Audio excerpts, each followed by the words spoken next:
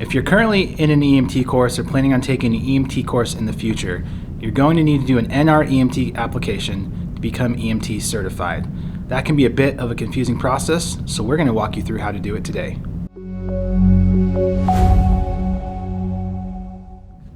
The first step to creating an NREMT application is to go on the NREMT website at nremt.org.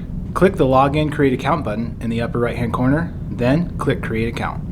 First, you'll have to input your social security number to ensure that you don't have an account already created with that social security number. Next, you'll have to fill out the next page, which includes personal info, contact info, and user roles. Select the user role that best describes you. Typically, that will be EMS Professional.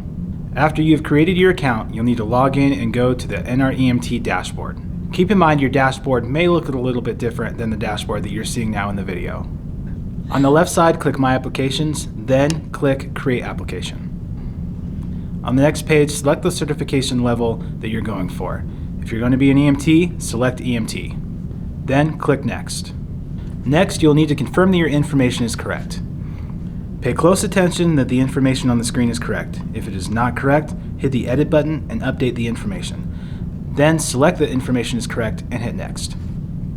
The next page will ask about criminal convictions and license discipline disclosures. Answer with the box that corresponds to your personal history and hit the Next button. On the next page, hit Agree and Submit. The next page will ask for your CPR expiration date. Remember, the NREMT requires BLS for healthcare provider CPR or an equivalent course. CPR cards are generally good for 2 years. Put the expiration date from your card in the box. If your card only has an issue date, then the expiration date will be 2 years after the issue date of the card. Next, you'll be asked if you're currently in an EMT program. If you are, then click Yes and hit Next. If you're not, fill out the appropriate responses to the questions on the page to make sure that you are eligible for the NREMT certification process. Section 3 is where you will put in specific information about your program. First, select the state that your program is in. Next, put in the name of your program. If you are not able to find your program listed, contact your school to get that information. Finally, put the program section. Your instructor or school should have given you that information. If you're unsure, make sure to contact your school to get the correct program section number.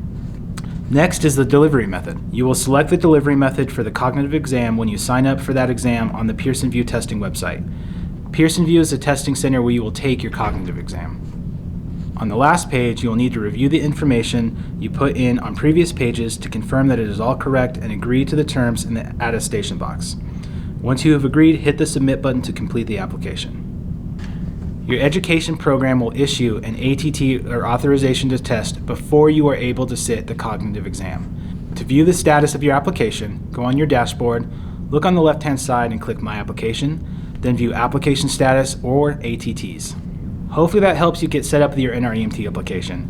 If you have any issues, reach out to your instructor or your school or whatever education program you're using. Thanks for watching.